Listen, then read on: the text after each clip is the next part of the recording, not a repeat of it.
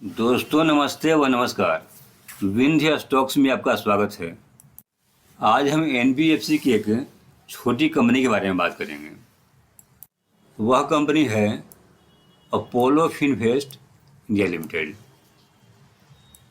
ये कंपनी अपने पार्टनर फिनटेक्स के लिए प्लेटफॉर्म प्रोवाइड करती है और इस प्लेटफॉर्म पर कुछ फाइनेंशियल सर्विसेज प्रोवाइड करती है जिसे हम बिल्डिंग ब्लॉक्स करते हैं।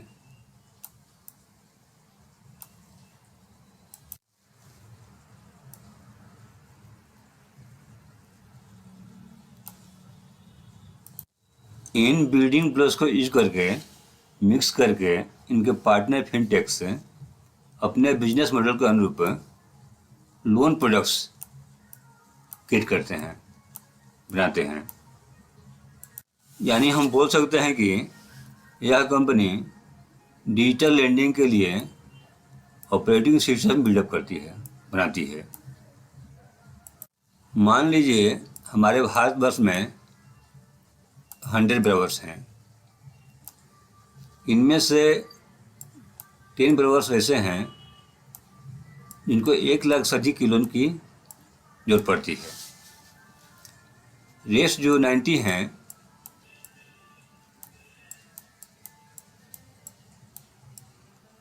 उनको 1 लाख से कम की लोन की जरूरत पड़ती है। लेकिन हमारे देश के जो ट्रेडिशनल बैंकर हैं वे सिर्फ इन 10 जन को ही 10 ब्रोकर्स को ही लोन देते हैं जिनको 1 लाख से अधिक लोन चाहिए। ये बैंक इन बचे हुए 90 जन को ब्रोकर्स को लोन नहीं देते हैं। इसका कारण यह है cost for processing a loan जो लगभग 4,000 रुपये पड़ता है। इसमें इंक्लूड है cost of customer acquisition, paper work, credit under writing cost वगैरह। लेकिन यह कंपनी इन 90 लोगों के बारे में कुछ काम करना चाहती है। इसने इसका सोल्यूशन निकाला। वह सोल्यूशन है डिजिटल लेंडिंग। डिजिटल लेंडिंग के थ्रू यूज करके इसको कॉस्ट ऑफ प्रोसेसिंग लोन को 80% तक रिड्यूस कर सकते हैं। एंड जो कॉस्ट आपको 4,000 पड़ रहा है उसका 80%।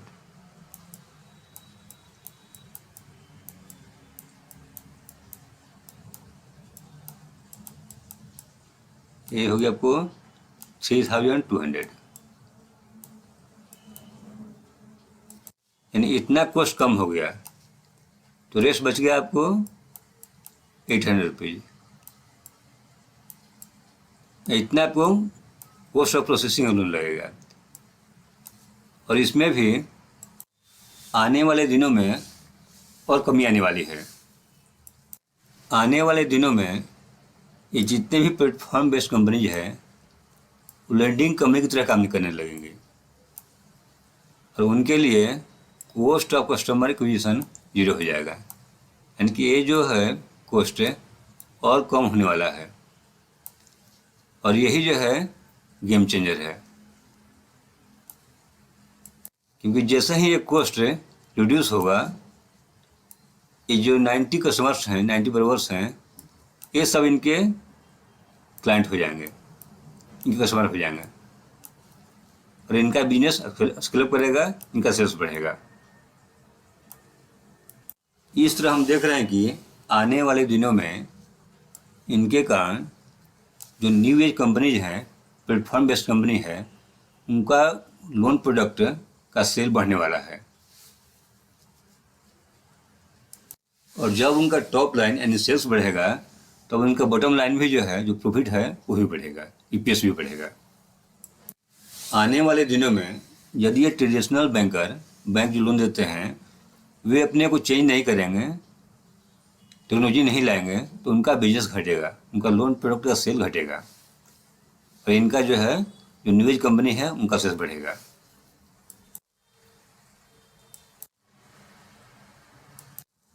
कंपनी का रेवेन्यू स्प्लिट, कंपनी के रेवेन्यू का 66% फीस एंड कमीशन से आता है और इसके रेवेन्यू का 30% FY21 की बात है ये, इंटरेस्ट इनकम से आता है। ये कंपनी जो लोन देती है उसके इंटरेस्ट से आता है।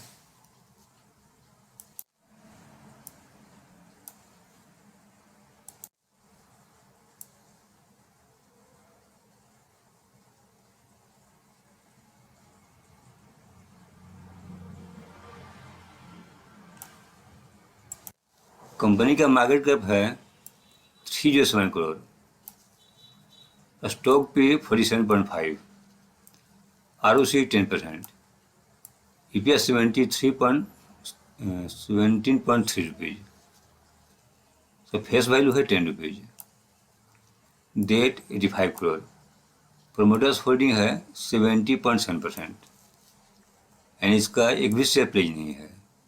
इंटेंसिव वैल्यू है 464 रुपीज़।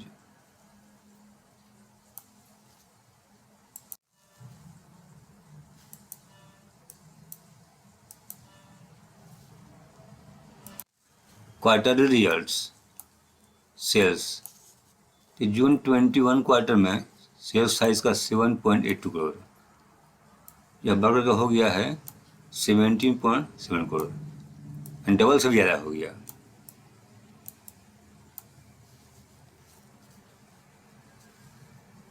और इसका EPS देखते हैं, जून 21 क्वार्टर में 3.11 रुपीज़, यह बढ़कर का हो गया है 6.94 रुपीज़, 2 टाइम से ज़्यादा हो गया है। Profit and loss,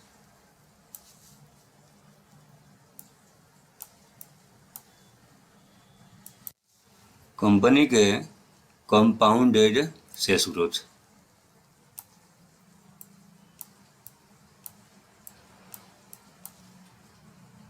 compounded profit growth,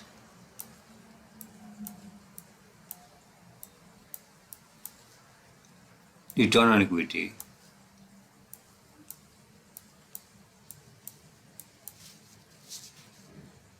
stock price ये यार, हम अब इन्वेस्टर्स जिस कंपनी में इन्वेस्ट करते हैं उनको ही मिलता है।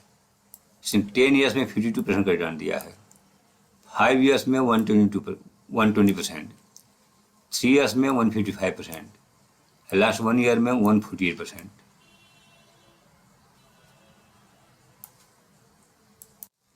ऐसा दमदार रिटर्न बहुत ही कम कंपनी देती है। कंपनी के balance sheet, reserve and borrowings, company का बोरोविंग्स बढ़ा है, कंपनी का डेट बढ़ा है। शेयर होल्डिंग पैटर्न, दिसंबर 21 क्वार्टर के एंड में प्रोमोटर्स होल्डिंग 70.73%, FI की 0.37% उन्होंने बढ़ाई है अपनी होल्डिंग, DI की होल्डिंग 0.04% इन पब्लिक की 28.87%। इसके फाउंडर्स हैं निखिल ईनानी एंड दीक्षा नागिया, ये इसके चीफ एग्जीक्यूटिव ऑफिसर हैं, CEO, और ये हैं इसके COO, चीफ ऑपरेटिंग ऑफिसर। इस कंपनी ने 1 मंथ में 9% का रिटर्न दिया है। इसने 6 मंथ में 79% का रिटर्न दिया है। 6 मंथ पहले इसका स्टॉक प्राइस था 458 रुपीज़। 1 ईयर में इसने 167% का रिटर्न दिया है। 1 ईयर पहले इसका स्टॉक प्राइस था 307 रुपीज़। 5 ईयर्स में इस स्टॉक ने 4792% का रिटर्न दिया है, यानी 5 ईयर्स में आपको पैसा 47 + 1 = 48 टाइम्स हो गया।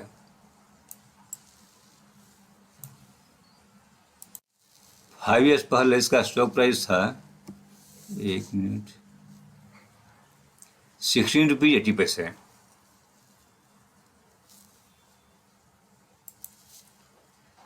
ये इसका कंसोलिडेशन पीरियड रहा है।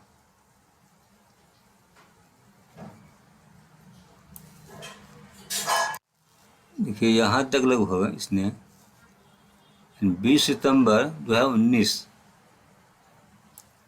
तक इस स्टॉक ने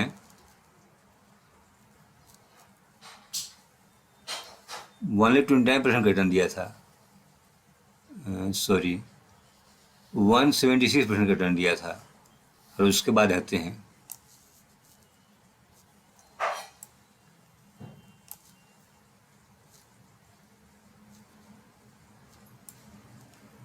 बीस सितंबर 2019 के बाद इसने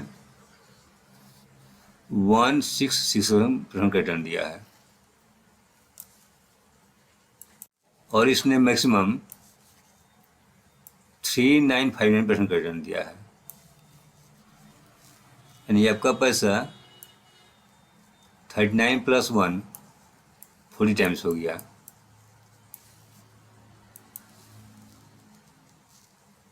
एंड 1995 से लेकर अब तक इसने 1995 में इसका स्टॉक प्राइस था 20 रुपीज 25 पैसे।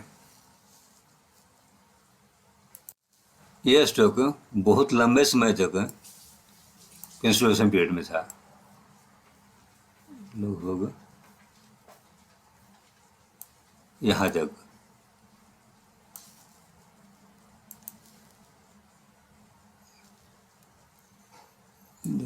बारह जनवरी 2018, एक मिनट, 1995 से लेकर ये 12 जनवरी 2018 तक इसने सिर्फ 30% का रिटर्न दिया था और उसके बाद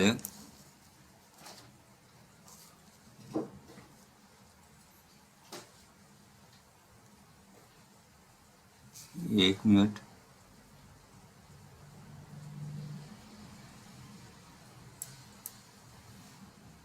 बारह जनवरी